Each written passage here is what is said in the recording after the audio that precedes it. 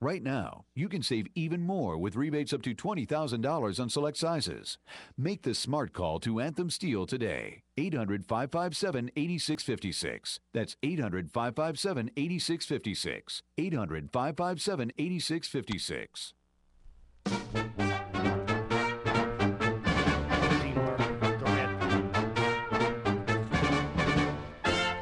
All right, welcome back here to everybody's favorite polka program, ladies and gentlemen, the PM show. PM stands for polka music. And here's your host, Larry Manetti, with the great Joe Montana. We're back. Joe. Yeah. That's for your wife, Joe. Thank you. You have to tell us. You have to tell us about when you played Dean Martin in the Rat Pack. Oh yeah. Well, you know, that was like it was one of the most exciting things I did and one of the most scary things I did, because when I got that call from my agent saying, you know what, HBO's interested in you playing Dean Martin in this movie, The Rat Pack, and it was like, oh, I mean, my heart skipped a beat, because here was a guy.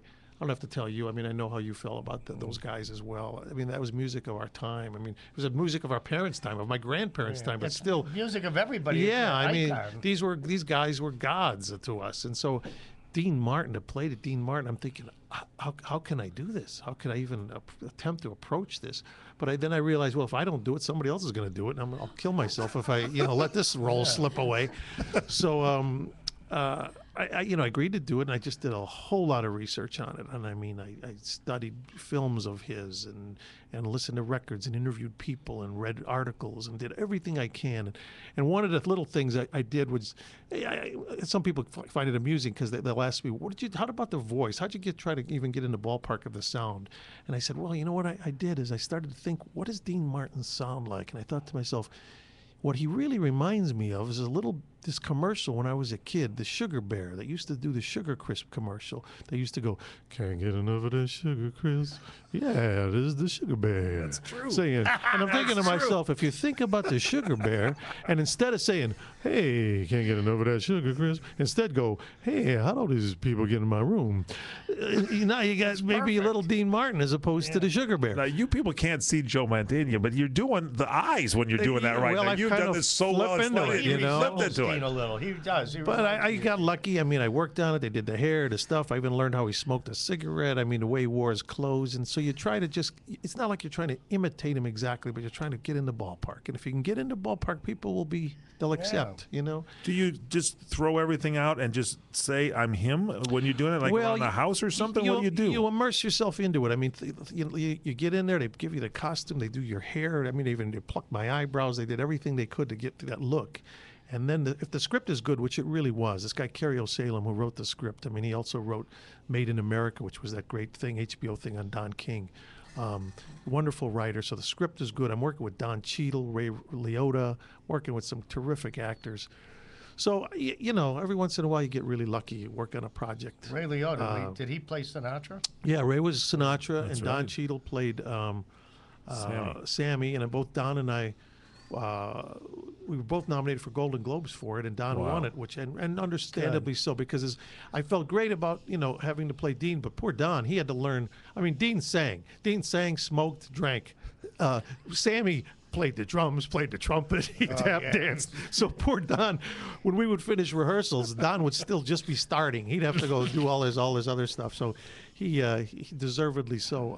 I was glad to, since we both had that Golden Globe nomination. If I couldn't get it, I'm glad Don did. Did Dean Martin ever say anything to you about it? You know, he had already passed when we made the movies, or the series, or not series, the HBO film.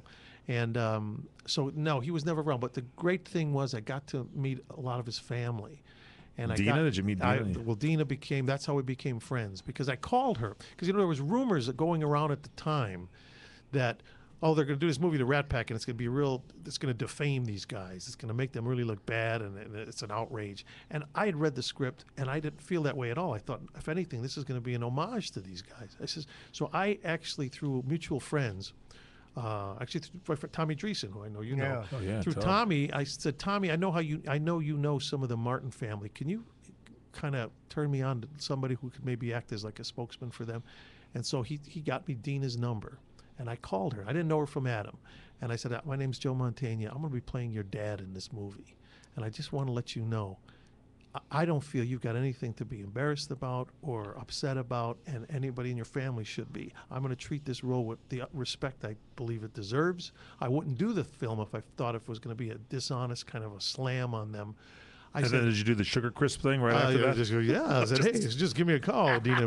Well, she called me back, and she was so appreciative of that. And to this day, we've stayed very, very close. That's great. That is great because, you know, we as the people that go out and watch these things hear about that. But I can imagine what it's like when you're there every day in the family stuff. We had Dina on the show, too. Dina was on a couple of weeks ago. Yeah.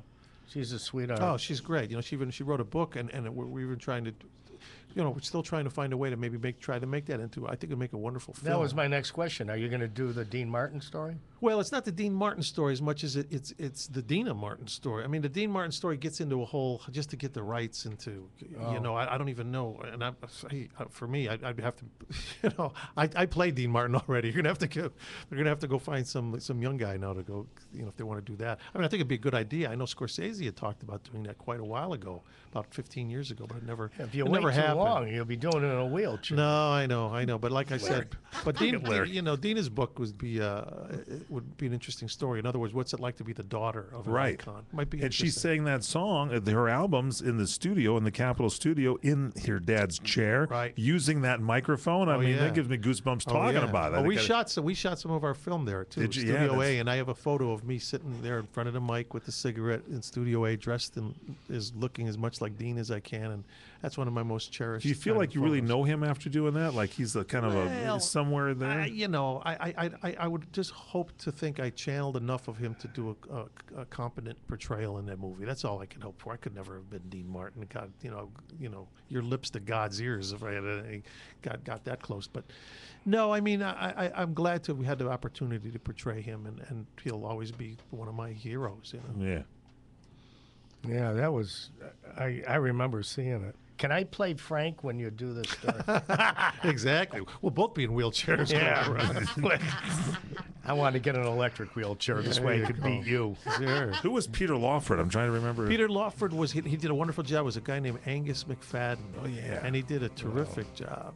Speaking of Peters, you were a good friend of a big hero of mine, Peter Falk. Oh, yeah. He just passed this week, and it was a very, very close friend of mine. And but you know, he had been suffering a bit. He had another person who's comes victim to Alzheimer's, and it's a tough one. And so we just have to remember Peter as the man and the talent that we knew. Such a gentleman. And he was just I loved him to death. His wife took wonderful care of him right up to the end. I was probably one of the last people to even probably see him. Great guy. Conrad had him on the show. I think maybe one of the last interviews. Did he was really? very sharp during that interview. He was great. He was brilliant. Well, we have more on the PM show. Joe Mantegna, Larry Manetti on CRN.